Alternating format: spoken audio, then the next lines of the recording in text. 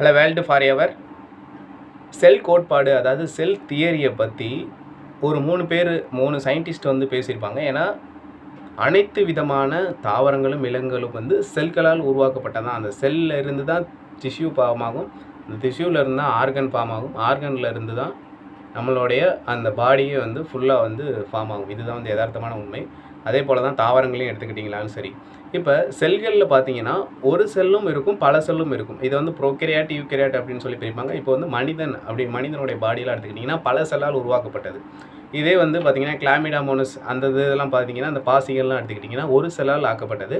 So அது வந்து சார்பின்றி வாழும், எந்த ஒரு இதுவுமே சார்ந்திடாமல் வாழும். பட் வந்து மனிதர்கள் மேக்ஸிமம் பார்த்திங்கன்னா பல செல்லால் ஆக்கப்பட்டது, ஒருத்தங்களை சார்ந்து வாழக்கூடியதாக இருக்கும்.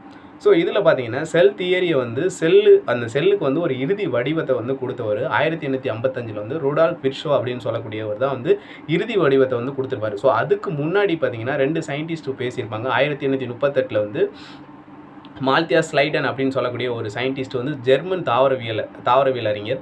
ஸோ அவர் தான் ஃபஸ்ட்டு செல் கோட்பாடை பற்றி பேசியிருப்பார். ஸோ அவர் வந்து என்ன சொல்லியிருப்பார் அப்படின்னா, அனைத்து விதமான அவர் வந்து ஒரு தாவரவியல் சயின்டிஸ்ட், அதனால் அனைத்து விதமான தாவரங்களும் வந்து வெவ்வேறு வகையான செல்களால் உருவாக்கப்பட்டது அப்படின்னு சொல்லியிருப்பார்.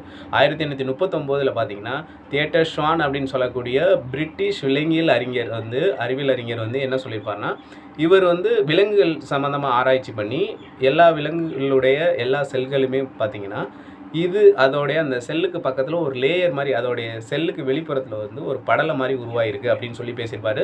ஸோ இந்த படலம் தான் பார்த்திங்கன்னா பிளாஸ்மா சவ்வு. ஸோ இந்த பிளாஸ்மா படலம், ஸோ வெளிப்புறத்தில் வந்து தோன்றின வந்து பிளாஸ்மா படலம்னு சொல்லி இவர் வந்து சொல்லியிருப்பார். ஸோ தியேட்டர் ஷ்வான் அப்படின்னு சொல்லக்கூடிய பிரிட்டிஷ் விலங்கியல் அறிஞர். ஸோ அதுக்கடுத்து செல்லுக்கு வந்து இறுதி வடிவத்தை, ஸோ ஒரு செல் ஏற்கனவே இருந்த செல்லில் இருந்து தான் ஒரு செல் வந்து உருவாகுது அப்படின்னு சொல்லக்கூடியது வந்து ருடால்ஃப் விர்ச்சோ அப்படின்னு சொல்லக்கூடியவர் தான் வந்து இந்த இதை வந்து சொல்லியிருப்பார். செல்லுக்கு வந்து ஒரு இறுதிக்கட்ட வடிவத்தை கொடுத்தவர் வந்து ருடால்ஃப் விர்ச்சோ. ஸோ இவங்க 3 பேருமே வந்து செல் தியரியை பற்றி பேசியிருப்பாங்க. ஸோ இது எல்லாமே பார்த்தீங்கன்னா நீட் பாயிண்ட் ஆஃப் வியூவில் இருக்கக்கூடிய ஒரு கொஸ்டின்ஸ். ஸோ நீட்டுக்கு படிக்கிறவங்க இந்த 3 சயின்டிஸ்ட்டை பற்றி கண்டிப்பாக தெரிய வேண்டிய ஒரு கொஸ்டின். ஸோ இது ரிலேட்டான ஒரு சின்ன இன்ஃபர்மேஷன் ஓகே, அடுத்த வீடியோவில் மீட் பண்ணலாம். ஓகே, பாய்.